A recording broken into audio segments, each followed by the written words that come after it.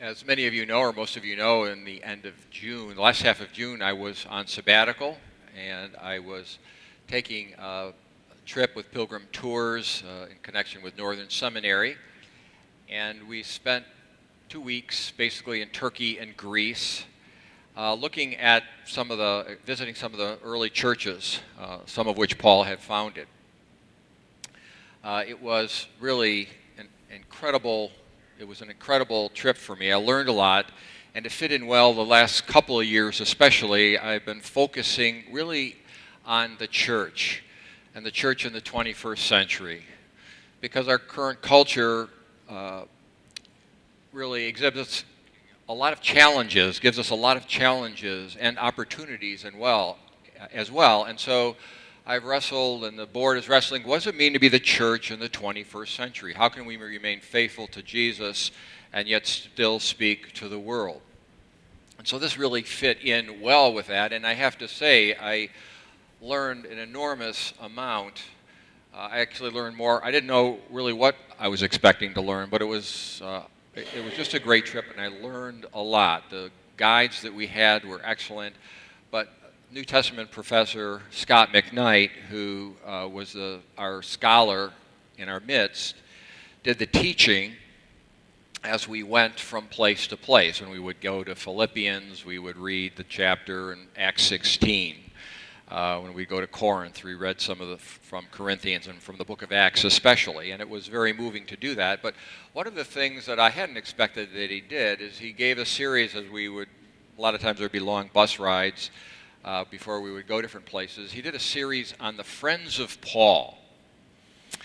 And I learned a lot. Those of us on the tour learned a lot, and I had never really thought very much about the friends of Paul. Perhaps Timothy and Titus, because those are letters in the New Testament. Timothy is mentioned. So I thought about Timothy and Titus, but there were a lot of other friends. An example, what Karen just read in Colossians chapter 4, Paul is writing at the end of that letter, and he's mentioning some of his friends. And you get a sense for that. And one of the things I had never realized as a result of this series that Scott did was how important Paul's friends were to him. We always think of Paul going out doing this and doing that, but he had a group of friends that developed upon which he relied heavily. And I think we could say without the group of friends that Paul had, he would not nearly have been as effective. The Spirit used his friendships, and he had a variety of friendships, and the Spirit used that for him to go in then and to found churches and to nurture these churches, these fledgling churches, as they began to grow. And so at the end of the tour, he actually sent us electronic copies of the notes from those and gave us permission to use them.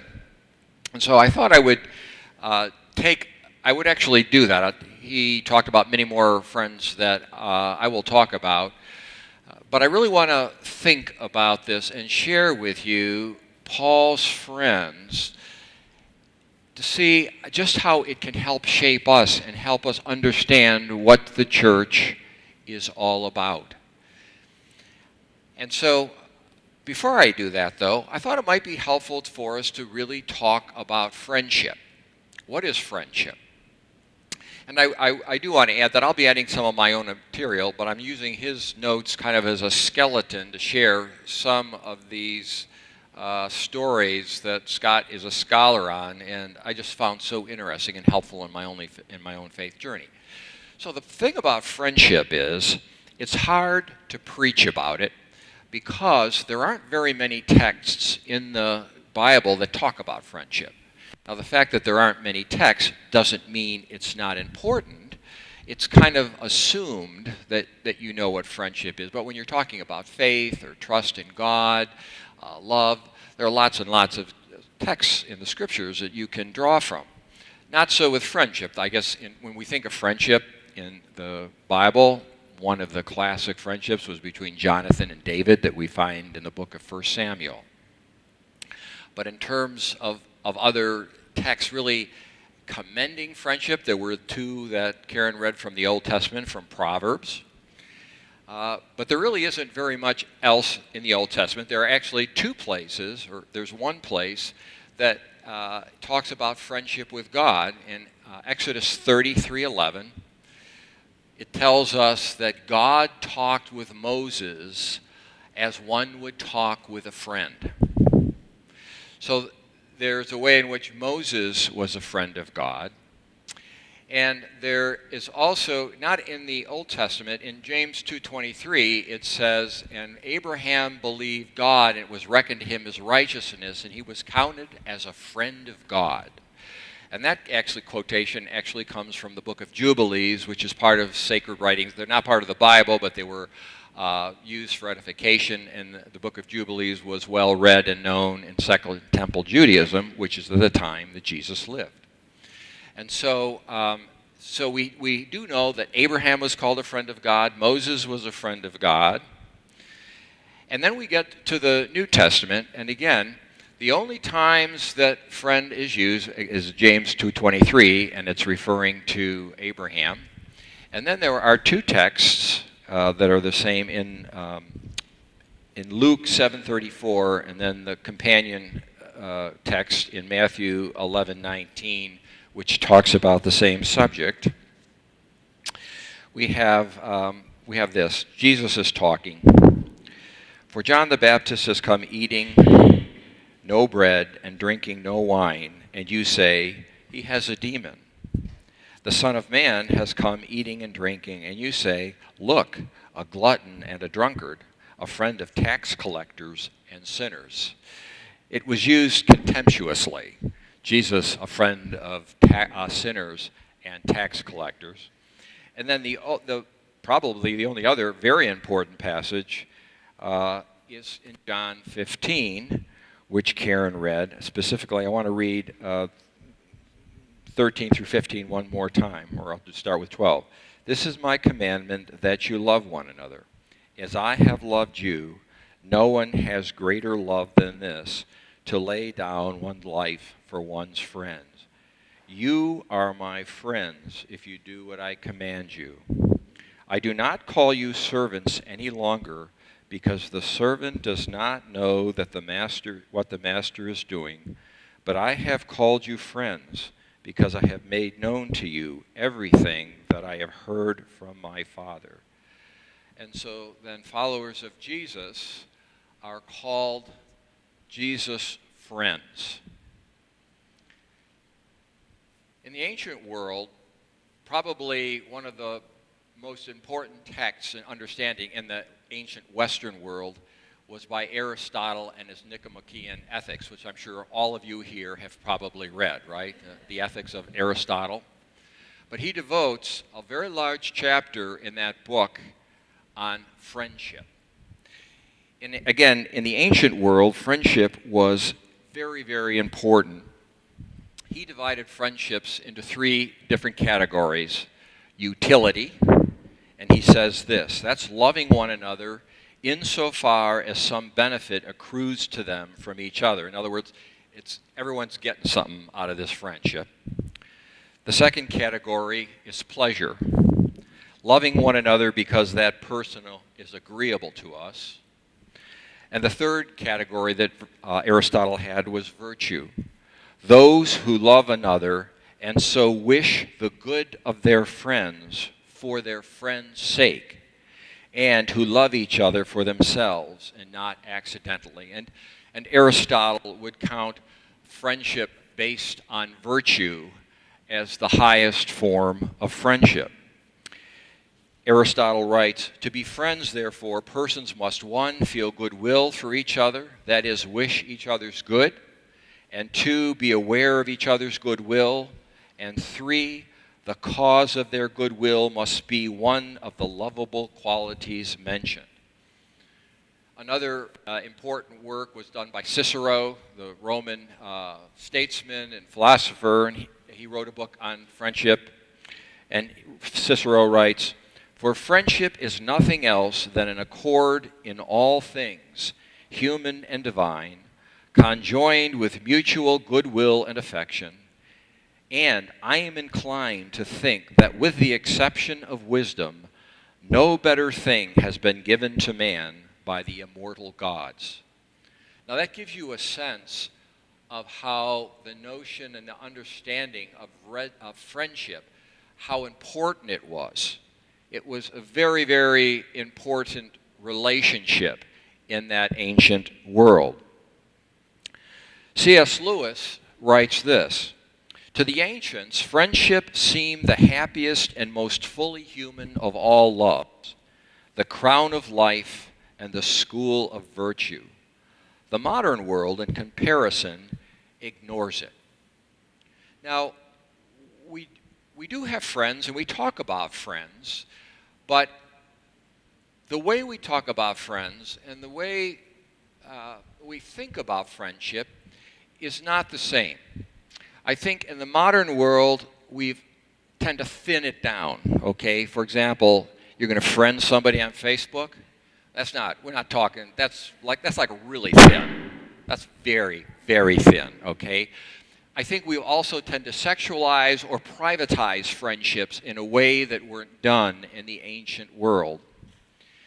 And so I think we can learn something as we think about what does it mean to be a friend. And one of the people that has helped me in this is renowned theologian Jürgen Moltmann, who's 90 now, is a German theologian, Reformed theologian. And he came up and he talked about 5 qualities he thinks that are important in friendship.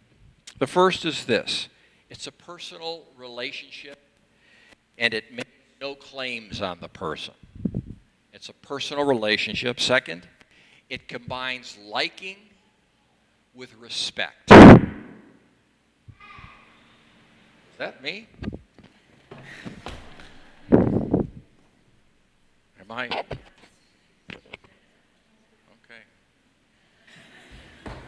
All this technology. It combines liking with respect.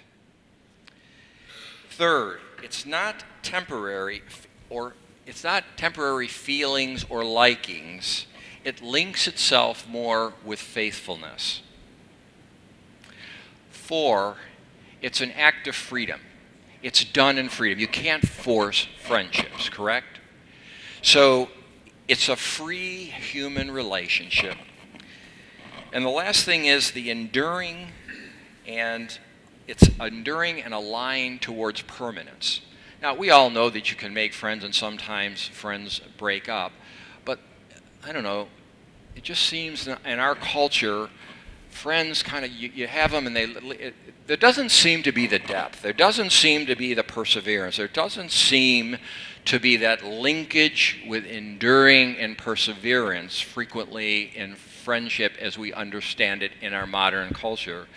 And it seems to me a lot of times the friendship's more on utility. It's, we're both getting something out of this, and if I'm not getting what I'm going to, then so, it's goodbye. Now, one of the things that I think is really important to understand that is so radical about what we find in scriptures is that in the ancient world, again, friendship was something that linked like to like, okay? In the Roman world was incredibly status conscious, okay? And so, for example, the notion that in the Roman world a free man could be a friend of a slave, there's no way that could happen. There's no way a slave and a free man could be a friend. You had to be more alike. That also worked in relationship with God. The notion that a human being could be friends with God would be an absurdity in the ancient world. Aristotle writes about the notion that, it would be absurd to think that any human being could be a friend of Zeus, who was the father of the gods. And so what Moltmann writes is that there tends to be then this kind of closed circle in the ancient understanding of friendship that's exclusive. Now, what we find in Jesus and what we find in the gospel is Christ has broken that circle of exclusivity. He's opened it up. It's very interesting in that section I read where Jesus was reciting some of the criticisms about what he was doing. The criticisms were contemptuous on him. They were saying, oh, he's a friend of tax collectors and sinners. But they didn't know that what a profound thing they were saying by kind of dissing Jesus in that way, because indeed Jesus is the friend of tax collectors and sinners. There's no social block in terms of being friends. And likewise, Jesus also opened up the circle in the other direction towards God. As I said, it was unthinkable in the ancient world for anyone to be a friend of God because there's too much difference. And yet we have in this very powerful passage in the Gospel of John where Jesus is saying, you are my friends. You are my friends. Moltmann writes, through Jesus, friendship has become an open concept of approachability. Community between Christians doesn't mean sitting next to someone with whom I am in accord. It means to remain sitting beside someone with whom I disagree. In fact, he refers to the church, I love this, the church is a community of Jesus' friends. The church is a community of Jesus' friends. This is the interactive part. I want you to look at the people next to you, okay? Go ahead, you got to look at the people next to you. Okay, those people that you were looking at are friends of whom? Jesus. You may not agree with them on everything. In fact, I'm sure you don't. There's lots of disagreements about a lot of things in this congregation. But we are friends of Jesus, and you're sitting next to a friend of Jesus. And so that makes all the difference. And the notion in the ancient world, and probably even in our modern world, that you can be a friend with God is an absurdity. But we, in this local congregation, are friends of Jesus. And other churches worshiping are friends of Jesus. And so we are the community then of the friends of Jesus. Now, as the series goes on, I hope you will see how this works out in Paul's ministry with his friends. The next one will be on Philemon and Onesimus, master and slave. And the way what Paul was doing as he was founding these churches and getting people to understand the gospel, how really radical it was. How it was turning the world upside down, that he was erasing, that the love and the friendship was erasing social status and social privilege, and also making us one with God, in the sense that in Jesus' prayer, that we are friends of God. Moltmann writes, open friendship prepares the ground for a friendlier world. It discovers harmony with other people, with God, with the earth, and surmounts the discords by taking to itself those who are forsaken. Amen.